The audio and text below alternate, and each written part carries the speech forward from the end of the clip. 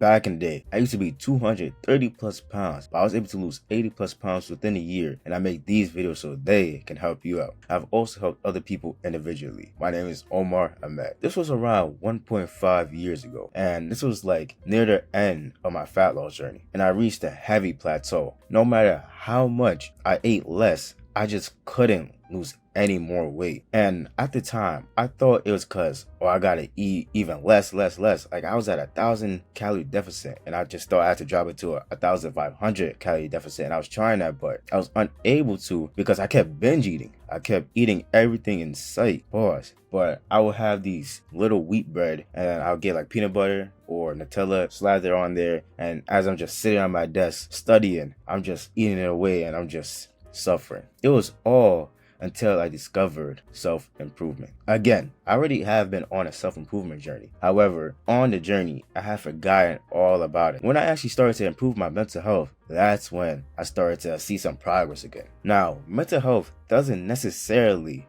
make you lose weight. However, when you're in a good mental health space, you are able to make decisions that will help you out in the future. And that's why our mental health is very important. With bad mental health, you are less likely to make better decisions. You are more likely, in terms of fat loss, to binge eat, skip days, and buy more junk food. And then a lot of people just ultimately quit. Basic gist of this story right here is that this is a meta-analysis of 29 long-term weight loss studies. And then more than half of the people that lost their weight regained it in 2 years. And by 5 years, more than 80% of the weight was regained. Many now believe that weight loss is a futile endeavor. Among the most common reasons people fail diets is emotional eating. I have spoke to a lot of people during their fat loss journey, and individually, I've learned that emotional eating is one of the top 3, if not number 1. And it was also my struggle as well, and according to that article as well. Let me ask you this: if you're in a good mood, which one would you most likely choose? This, right? The potatoes, the chicken,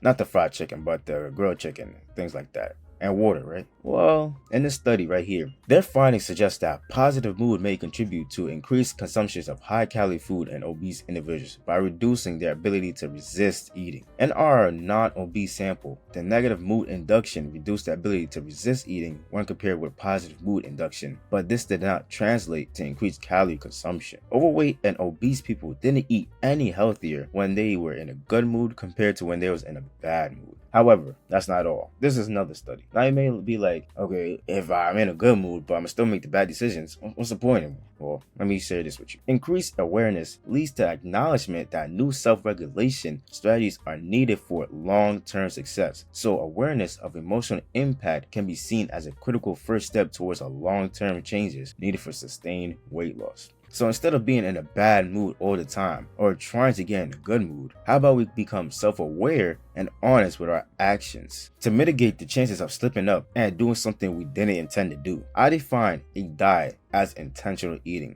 intentionally choosing what to eat. Here's the path: self-aware habits. What role does habits play on our mental well-being? Consistency, efficiency, and improvement. If I was to say 3 key terms to just become successful in life, I would say you need to do the action day after day after day after day. It's time that you get better at doing a thing and be able to do it faster while deducting as much time as it takes to actually do it. Also, if you can get better at doing a thing and improve your skill at doing it, say for the gym, right? You go at day after day after day. Now, you're not really like paying attention to your form like that. You're not trying to make sure that it's perfect. However, once you keep doing that day after day after day, you're going to spend less time, so you're going to know how to actually do the workout. So you're not going to have to watch a video, and you're going to be able to just start doing the workout and the warm-up sets. But then over time, you're going to start to improve your form so that you're getting as much stimulus on your muscles as possible. Now, if we had habits that gave us self-control, allow us to goal set, and gave us a routine, while also reducing or redirecting negative emotions, reinforcing positive information into us, and providing mindfulness, would you say that these habit traits would be very helpful towards your fat loss journey?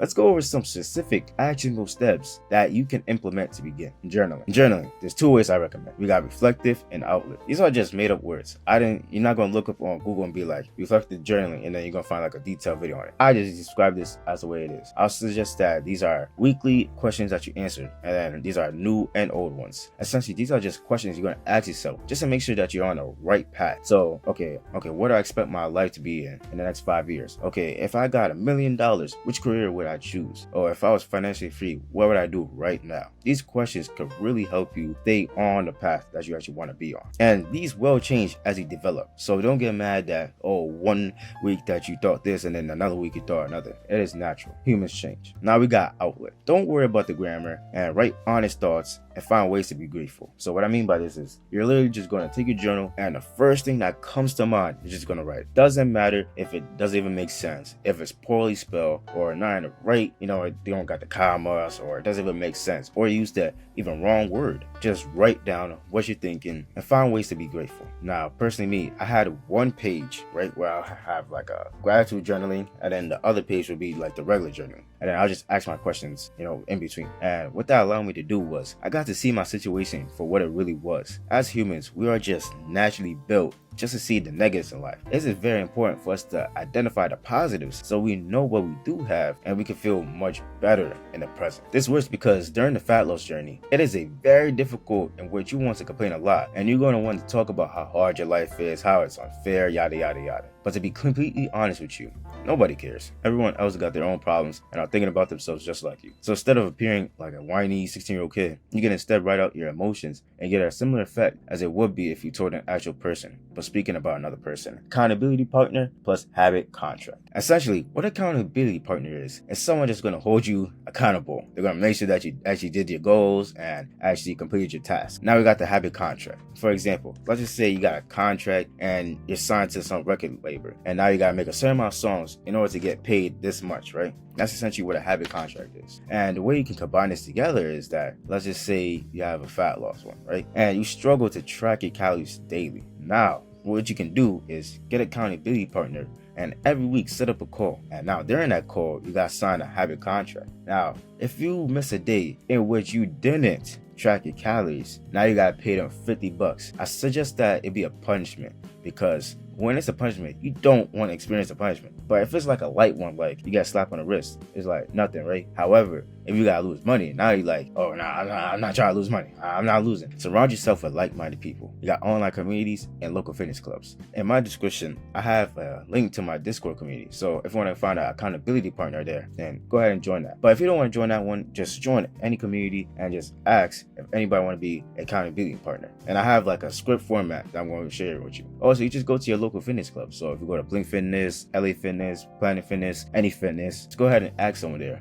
and try to use the script format or just freestyle it. Doesn't really matter. What's up, X? I noticed you're interested in Y. So in the online community, let's just say in their Discord, they're in a bio, they're really into God. Try to connect with them, through God, if you genuinely believe in that. Then ask about goals, and then have a genuine conversation. Then ask if they want to be an accountability partner, and just explain this whole format. And then have a call with them once a week and sign a habit contract. All right, but let's just say you're a lone wolf and you don't mess with anybody, and you solo dolo out here. Well, here's a hack of self-accountability. Ask yourself this question: will I respect myself if I do X? Asking the logical side of yourself a straightforward question, your genuine answer will come up because you know when you're bullshitting. You will try to cope and come up with reasons on what you're doing is productive. I'm not going to the gym because it's raining. I'm not going to the gym because I'm tired. I'm not going to the gym because I don't feel like it. I'm not going to the gym because I need a new workout routine. Whatever it is, only you know if they're valid reasons or just excuses. Temptation bundling, X dopamine detox. Temptation bundling is essentially just pairing two habits together. One habit that you want to stick to and another habit that feels good